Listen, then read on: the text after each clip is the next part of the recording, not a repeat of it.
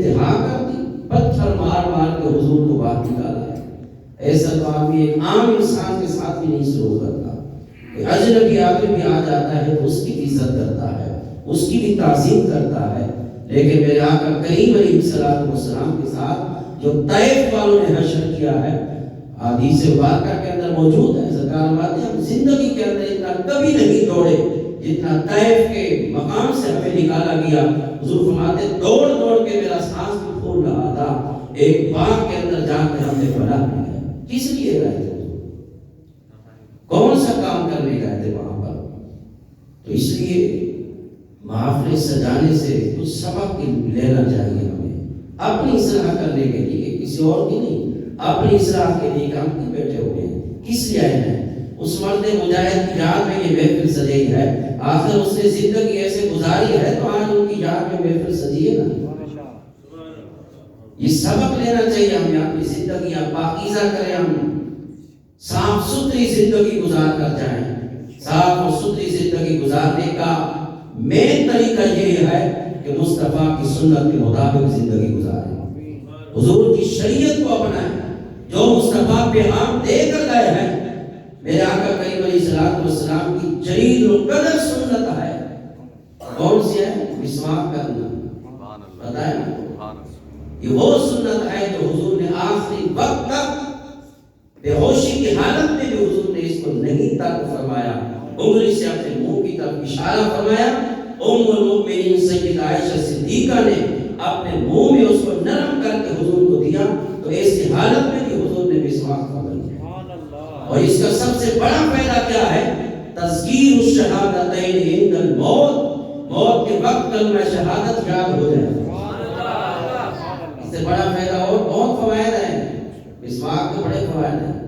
ہم اپنی زندگی صاف ستھری گزاریں، تو جو لوگ اپنی زندگی پاکیزہ کر کے گزارتے ہیں، حضور کی شریعت کے مطابق گزارتے ہیں نا، تو پھر اللہ ان کو ایسے نہیں چھوڑتا، ان کا ذکر تا قیامت ہوتا رہے گا، اور ہو بھی رہا ہے، وہ ایسے نہیں ہو رہا، انہوں نے اللہ کے فرمان پہ بھی عمل کیا ہے اور مصطفیٰ کے فرمان پہ بھی عمل کیا ہے۔ تو آج الحمدللہ ہمارے حافظ غلام قادر جنت صاحب، جنہوں نے 40 سال اس مسجد کے اندر دین کی خدمت کی ہے اور نمازیں پڑھے ہوئے ہیں۔ نماز پڑھانا بھی تو ایک دین کی خدمت ہے نا، اور یہ کوئی جو میں نے آپ کو بتایا ہے، یہ کوئی چھوٹا موٹا منصب نہیں ہے امامت، یہ بہت بڑا منصب ہے۔ اگر کوئی اس کو سمجھے تو جو اس کی حقیقت ہے، جو اس کا مرتبہ ہے امامت کا، جو اس کو سمجھ کے وہ سطح پہ کھڑا ہوتا ہے نا، یہ بہت بڑا منصب ہے۔ آپ نے تو پیچھے امام کے اللہ اکبر کہہ دیا نا، اب آگے سارا بوجھ امام کے کندھے پر ہے کہ وہ کس حد تک اس کو پورا کرتا ہے۔ آج بندہ اپنی نماز کا حساب نہیں دے سکتا، کتنے لوگ اس کے پیچھے کھڑے ہو کر اللہ اکبر کہتے ہیں، کس کس کا حساب ہوگا۔ تو خیر انہوں نے 40 سال اس مسجد کے اندر نماز پڑھی، اس مسجد کی در و دیوار بھی ان کے ایمان کی بھی گواہی دے گی۔ اور یاد رکھیں کہ جو آدمی جہاں نماز پڑھتا ہے اور جب اس کا وصال ہو جاتا ہے تو وہ جگہ بھی فریاد کرتی ہے، وہ اس بندے کے سجدوں سے میں محروم ہو گئی ہوں، کہ وہ کتنا خوش نصیب آدمی تھا کہ اس کی پیشانی میں مجھ پر لگتی تھی اور سجدوں سے میں تر ہوتی تھی۔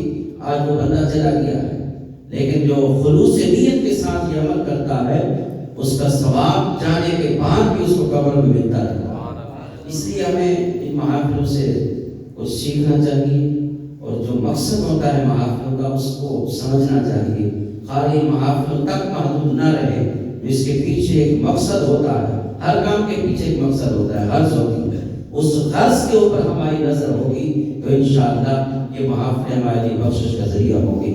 تو آج کی ہماری یہ تقریب سعید صرف اس لیے منعقد کی گئی ہے کہ جنہوں نے 40 سال خدمات کی ہے دین کی اور مسجد کی خدمت کرتے رہے، آج وہ دنیا سے چلے گئے، تو ان کی ان خدمات کو سراہا جائے اور ان کو یاد رکھا جائے کہ ایک تنظیم ہم نے تشکیل دی، مرکزی تنظیم اہل سنت و جماعت کے عنوان سے، جس کے تحت وہ پیارے آقا علیہ الصلوۃ والسلام کا میلاد بھی مناتے رہے جام شوروں کے اندر، اور میلاد اور 11ویں شریف کے دونوں مہینوں کے اندر میرے آقا علیہ السلام کے میلاد کی محافلیں بھی سجتی رہی، 11ویں شریف کا بھی سلسلہ جاری رہا، عقائد کا بھی تحفظ کرتے رہے، تو بڑی خدمات ہے ان کی۔ تو آج انہیں کی یاد میں یہ محفل منعقد ہوئی ہے۔ آپ کے سامنے اسی عنوان پر ہی ہمارے آج کے مہمان خاص روشنی ڈالیں گے اور آپ کو بتائیں گے کہ یہ منصب کیا ہے اور اس کے مرتبہ اور مقام کیا ہے اور یہ کیسے ملتا ہے، اس کے لیے کتنی جدوجہد کرنی پڑتی ہے، کتنی محنتوں سے آدمی اس منصب پر پہنچتا ہے۔ یہ کوئی معمولی منصب نہیں ہے، اسی بات پر ہی روشنی ڈالیں گے۔ میں انتہائی ادب سے ملتمس ہوں مقرر شیریں بیان حضرت علامہ مولانا محمد اصغر صادق طاہری نقشبندی صاحب تشریف لائیں، آپ روحانی اور عرفانی خطاب سے ہم سب کے قلوب کو منور فرمائیں۔ نعرہ تکبیر، نعرہ رسالت، نعرہ رسالت، نعرہ حیدری، نعرہ تحقیق، علماء اہل سنت